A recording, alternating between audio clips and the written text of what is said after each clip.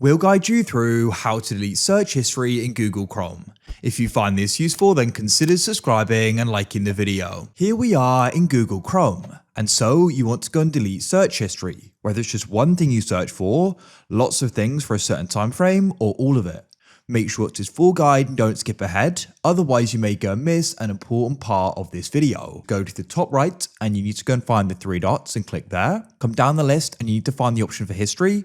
Hover over it and press open history page. You can come down here and go and find something you search for. For example, I search for GuideRealm and I can then go and select it to the left. If there are multiple, you can select them. And then what you can do for the first way is press delete in the top right and confirm it. And that'll then go and be deleted. Alternatively, press delete browsing data to the left.